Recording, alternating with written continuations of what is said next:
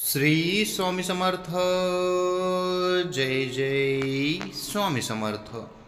मित्रांनो, आज आपण महिलांची मासिक पाळी या विषयांबद्दल जाणून घेणार आहोत.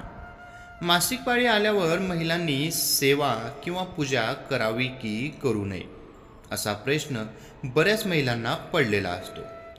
पूर्वीपासूनची असलेली प्रथा आहे की स्त्रियांनी मासिक पाळीत सेवा करू नये, ते चांगलं नसतं, अशा जुन्या लोकांच्या धारणा आहेत. बरेच महिला या सगळ्या गोष्टी पाळत नाहीत. काही महिला या गोष्टी काटेकोरपणे पाळतात. तसं पाहायला गेलं तर परमेश्वराने आपल्या सगळ्यांनाच बनवलं आहे, म्हणजे महिलांना सुद्धा परमेश्वरानेच बनवलं आहे. मासिक पाळी म्हणजे काय तर महिलांच्या लैंगिक भागातून होणारा रक्तस्राव.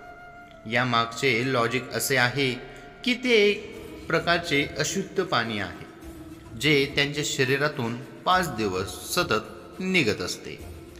तरी या काळात महिलांनी पूजा करावी की नाही, तर यावर माझे प्रामाणिकपणे उत्तर आहे की नाही. फक्त महिला या मासिक पाळीच्या दरम्यान मठात किंवा स्वामींच्या केंद्रात जात नाही, आणि ते योग्य आहे. आता आपण यामागील कारण देखील जाणून घेऊया. ते 5 दिवस महिलांच्या शरीरातील अशुद्ध रक्त सतत सुरू असते. महिलांच्या शरीराचा रक्तस्राव सतत लागून असतो, त्यामुळे देवाजवळ किंवा देवाऱ्याजवळ जायचं नसतं. आपण रोज सकाळी आंघोळ करूनच देवाजवळ पूजा करायला जातो. आंघोळ करताच तसे सेवेला बसत नाही. तसेच काहीसे आहे. आपल्या घरात मासिक पाळी आल्यावर त्या स्त्रीच्या सानिध्यात बरेच लोक येतात, जसे की त्यांचे कुटुंबीय, आणि त्यांच्या कुटुंबियांना सतत कुठल्या ना कुठल्या माध्यमातून स्पर्श होत असतो.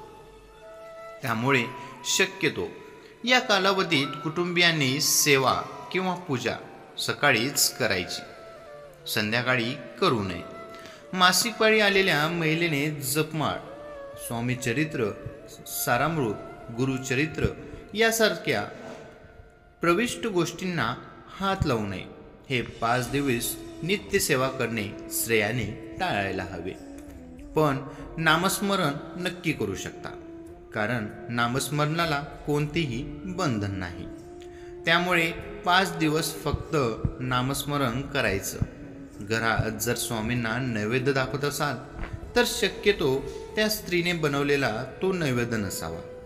बऱ्याच स्त्रिया या 3ऱ्या दिवशी आंघोळ करून देवघरात जातात, तर असे करू नये. स्त्रियांनी 5व्या दिवशी केसांवरून आंघोळ करून मग स्वतः देवाला आंघोळ घालावी व नित्य सेवा करावी. अन्यथा मला एवढं सांगायचं आहे की या काळात स्त्रियांनी देवाजवळ जाऊ नये. याबद्दल बरेच लोकांचे गैरसमज आहेत. लोकांना असे वाटते की ही अंधश्रद्धा आहे.